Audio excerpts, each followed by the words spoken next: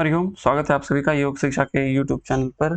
हम लोग 21 जून को जो पेपर हुआ था उस पेपर की एनालिसिस कर रहे हैं। आज हम लोग डिस्कस करने वाले हैं क्वेश्चन नंबर 21 से 30 के क्वेश्चन। तो चलिए वीडियो को स्टार्ट करते हैं। मेरा नाम हुआ कुमार मधुरंजन। तो जो 21st क्वेश्चन है जिसकी क्वेश्चन आईडी 100018 है। क्वेश्चन क्या कह रहा है, योग बीज नामक ग्रंथ के रचयिता कौन है। जो भी आपको यूनिट 5 के अंतर्गत जितने भी हठयोगिक टेक्स्ट हैं हर एक के रचयिता के नाम आपको बिल्कुल याद होने चाहिए। जैसे श्रीनिवास योगी आपके हठ रत्नावली के हैं, गुरु गोरक्षनाथ आपके योग बीज से सिद्धांत पद्धति गोरक्ष संहिता ये सबके आपके रचयिता गुरु गोरक्षनाथ जी हैं। स्वामी स्वात्माराम आपके हठयोग प्रदीपिका के रचयिता हैं। तो ये क्वेश्चन बहुत इजी था, मैं कहूँगा इसको। अगले क्वेश्चन की ओर चलते हैं। अगला क्वेश्चन आपके वशिष्ठ संहिता से यहाँ पे बताया गया है कि किन किन लोगों को कितने ग्रास भोजन करना चाहिए। ये क्वेश्चंस भी काफी इजी थे। आइए श्लोक को देखते हैं। अष्टोग्रासा मुने रुक्ता षोडश आरण्यवासिनाम द्वात्रिंशत् गृहस्थस्य यथेष्ट ब्रह्मचारिणाम। तो जो मुनि के लिए कहा गया है वह 8 ग्रास, जो आरण्यवासियों के लिए वह षोडश मतलब 16 ग्रास, द्वात्रिंशत् मतलब आपका 32 हो गया ये गृहस्थ के लिए, और ब्रह्मचारियों के लिए यथेष्ट। तो ये मैच द फॉलोइंग, ये सिंपल क्वेश्चन था। सन्यासी के लिए 8, वानप्रस्थ दैट इज आरण्य, आरण्य के लिए 16, हाउस होल्ड गृहस्थ के लिए 32 और ब्रह्मचारी के लिए यथेष्ट ना मोस्ट अप्रोप्रिएट। तो आपका सही उत्तर सेकंड हो जाएगा। ये भी बहुत इजी क्वेश्चंस थे ना। अगले प्रश्न की ओर चलते हैं। अगला प्रश्न है आपका असंप्रज्ञात समाधि से संबंधित क्वेश्चन है कि जो असंप्रज्ञात समाधि में आपको विराम देखने के लिए मिलता है उनका संबंध किस किस से है। तो जब आप श्लोक को देखेंगे तो आपको देखने को मिलता है विराम प्रत्यय अभ्यास पूर्व संस्कार शेषो अन्य। तो एक तो आपका प्रत्यय हो गया और दूसरा अभ्यास। तो प्रत्यय और अभ्यास, बी और E, one will be the right answer. ये भी क्वेश्चन इजी थे। अगले प्रश्न की ओर चलते हैं। अगला प्रश्न है आपका सीधे खड़े हो, अपनी ग्रीवा को आगे झुकाएं, तनु को कंठकूप से स्पर्श करें, आंखें बंद कर लें, ग्रीवा के पर्श भाग पर ध्यान लगाएं और बलपूर्वक अंत श्वसन बहि श्वसन करने का अभ्यास कहलाता है। जब आप सूक्ष्म व्यायाम के पुस्तकों को देखेंगे तो वहां आपको एक अभ्यास देखने को मिलती है, मेधा शक्ति विकासक। इसमें आप जो पोस्चर देख रहे हैं ये वही विधि है जो यहाँ पे आपको बताई गई है। तो आपका इसका उत्तर मेधा शक्ति विकासक हो जाएगा। यहाँ पे आइए पढ़िए क्या कहा गया ना। Close your eyes keeping your feet together and your back erect. Your chin should be lowered, that is Hanu on lower to rest on sternal notch. जो sternum हड्डी होती है आपके दोनों छाती के बीच में, that is called sternal notch. तो यहाँ पे आप अपने चिन्ह को लगाते हैं। तो इस अभ्यास को हम लोग मेधा शक्ति विकासक बोलते हैं। कल को यहाँ से हो सकता है बुद्धि और दृष्टि विकासक देकर उसकी विधि देकर आपसे पूछ लिया जाए, तो आपको हर एक अभ्यास की विधि और उसका नाम याद होना चाहिए। ये बहुत इजी क्वेश्चन था ना कि भगवत गीता के अनुसार इंद्रियों से परे मन है, मन से परे बुद्धि, बुद्धि से भी परे अत्यंत परे क्या है, आत्मा। तो यह इजी था।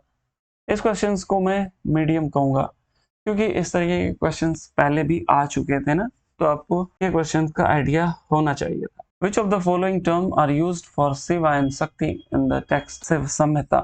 तो ये हर एक चीज हर एक ग्रंथ में आपको दिए देखने को मिलते हैं। जैसे ये आपके सांख्य दर्शन की विषय वस्तु है, यह आपके शिव संहिता के मन प्राण आपके हठ योग से। तो इस तरीके के हर जगह पैर आपको देखने को मिलेंगे। तो जो आपके शिव संहिता में बताया गया है वह आपके बिंदु और रज है। यह भी क्वेश्चन मैं कहूंगा इजी ही था। तो यहाँ पे क्या कहा गया है, बिंदु शिवो रज शक्ति उरुभयो निर्मिलनात् स्वयं। तो एक क्या बताया गया, बिंदु और एक रज। तो यह क्वेश्चन भी इजी थे। अगले प्रश्न की ओर चलते हैं। अगला प्रश्न है आपका 27th जिसकी क्वेश्चन आईडी 100010 है। तो यहाँ क्वेश्चन आपके क्या है, ऋषि की ब्रह्मणोपनिषद के अनुसार ज्ञान योग का हेतु क्या है। तो जब आप श्लोक को देखेंगे तो वहां पे लिखा हुआ है मूर्धन्या अध्यात्मन प्राणा अन्योभ्यासम स्थितश्चरन् योगात् संजायते ज्ञानम ज्ञानाद् योगो प्रवर्तते। तो यहाँ पे जो बताया गया है कि अपने प्राण को मुर्दा स्थान में स्थित करके योग का अभ्यास करना चाहिए। तो यह आपका वन सही उत्तर। यह थोड़ा मीडियम होगा क्योंकि यह थोड़ा बीच से क्वेश्चन था, तो आपको यह क्वेश्चन भी आना चाहिए। अगले प्रश्न की ओर चलते हैं, जिसकी क्वेश्चन ID 100070 है। यहाँ पे आपको योग सूत्र से जो 4 पाद हैं उससे आपको संबंधित 4 श्लोक दिए गए हैं। ये क्वेश्चंस भी काफी इजी कहूंगा मैं। अध्यात्म प्रसाद की चर्चा आपको समाधि पाद में देखने को मिलती है। निर्विचार वैशारद्य अध्यात्म प्रसाद। साधन पाद की बात करें तो वहां पे आपको चतुर्व्यूहवाद, या सिलेबस में भी है ना, हेय हेतु हानोपाय, तो ये सब जो देखने को मिलते हैं आपके साधन पाद की विषय वस्तु है। विभूति पाद में हर एक विभूति की चर्चा की गई है। मूर्धा ज्योति सिद्ध दर्शनम ये आप विभूति पाद की विषय वस्तु है। और कैवल्य पाद आपका दृष्ट दृश्यो परोक्तम चितम सर्वा धर्मम। फर्स्ट आंसर हो जाएगा 1 का 3, बी का 4, सी का 2 और डी का 1। यह क्वेश्चन भी इजी था। अगले प्रश्न की ओर चलते हैं जो 29 है, जिसकी क्वेश्चन ID 39 है। यहाँ आपको एक विधि बताई गई है और आपको पूछा गया है कि यह किसकी विधि है। ये जो विधि बताई गई, one should insert the half length of finger in the anus by opening it and moving the finger round until the anus sphincter get relaxed. This practice is called। यह बहुत सिंपल क्वेश्चन था। चक्रीकरण, यही चीज आपको घेरंड संहिता में मूल शोधन के रूप में दिखाई देती है ना। तो विधि सेम है, नाम थोड़े से अंतर है।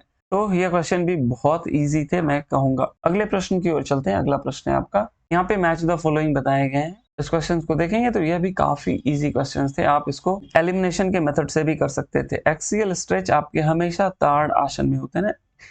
ये एक्सियल, जब आपका शरीर बिल्कुल एक एक्सिस में खिंचाव होता है ना, दैट इज एक्सियल स्ट्रेच। तो ताड़ आसन के दौरान आपका एक्सियल स्ट्रेच होता है।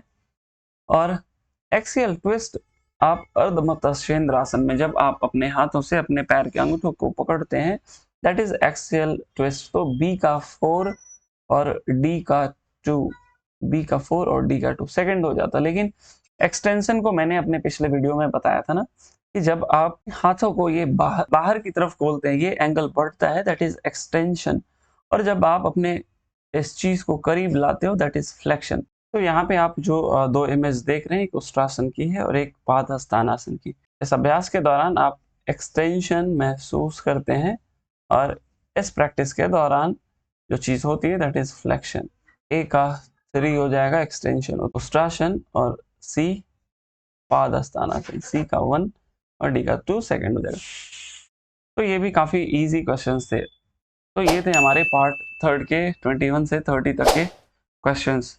अगले वीडियो में हम लोग 31 से 40 क्वेश्चंस को डिस्कस करेंगे।